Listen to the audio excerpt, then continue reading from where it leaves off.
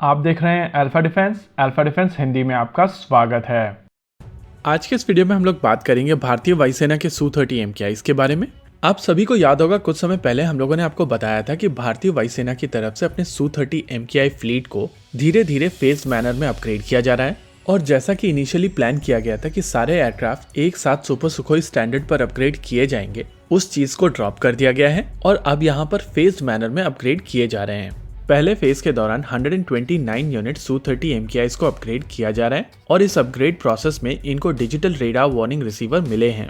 DRDO की तरफ से बनाया जाने वाला digital radar warning receiver DR-118 Dhruti, BEL data patterns, Mistral solution, FLIC microwave और अस्त्रा माइक्रोवेव लिमिटेड की मदद से बनाया गया है और ये सिस्टम्स पिछले साल दिसंबर से भारतीय वायुसेना के Su-30 MKI के ऊपर जाना शुरू हो चुके हैं। नॉर्मली इन फाइटर जेट्स को लेकर बहुत सारे लोगों की तरफ से कमेंट की जाती है, जिनमें से बहुत सारे लोगों को इनके बारे में कुछ पता भी नहीं है।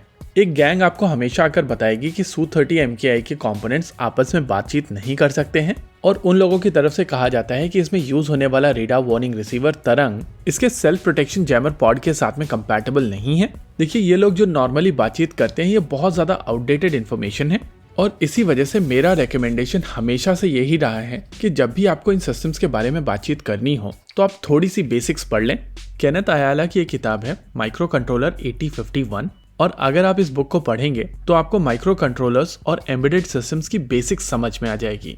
Normally micro controller and micro processor में एक कॉन्सेप्ट होता है जिसको बोलते हैं इंटरप्ट, और जिन लोगों को ये कॉन्सेप्ट समझ में आएगा वो इन फालतू एलिगेशंस को लेकर हंसेंगे। नॉर्मली जब इंटरप्ट सिग्नल भेजा जाता है तो जो भी ऑपरेशन चल रहा होता है उसको थोड़ी देर के लिए पोस्टपोन कर दिया जाता है और बाद में ऑपरेशन वापस से शुरू कर दिया जाता है। ये चीजें फ्रैक्शन ऑफ सेकेंड में होती हैं और इस ऑपरेशन की मदद से काफी आसानी से स्विचिंग की जा सकती है। इसके अलावा आपको यहाँ पर यह भी समझना पड़ेगा कि डिजिटल सिग्नल डिस्क्रीट होते हैं और आप इनको केवल सैंपल्स के बेसिस पर रिकंस्ट्रक्ट कर सकते हैं। इसके अलावा RF में भी एक कॉन्सेप्ट होता है ब्लैंकिंग।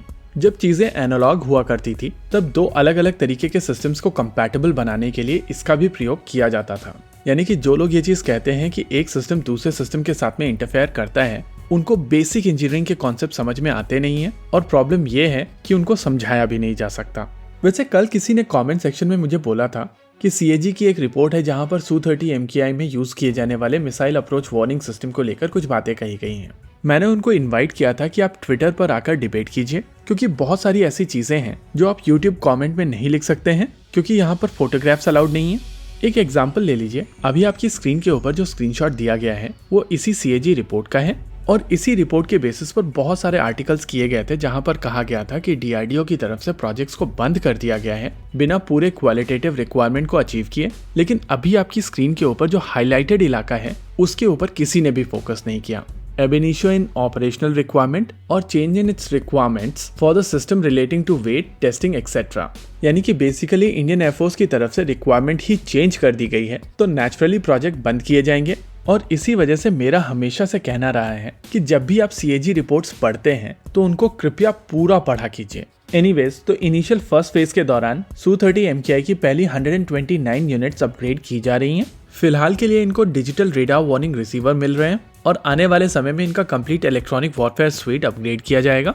अगर बात की जाए नेक्स्ट जनरेशन वेपन सिस्टम्स की तो नॉर्मली ये Su-30 MKI के ऊपर ही टेस्ट किए जाते हैं और चाहे वो अस्त्रा मार्क 1 हो, 2 हो, रुद्रम हो या ब्रह्मोस हो, इन सभी मिसाइल सिस्टम को इस एयरक्राफ्ट के साथ में ऑलरेडी इंटीग्रेट किया जा चुका है। और यहाँ पर जो डिबेट बचा हुआ है वो बेसिकली इन्वेंट्री के नंबर का है जो ऑर्डर के साथ में पूरा किया जाएगा।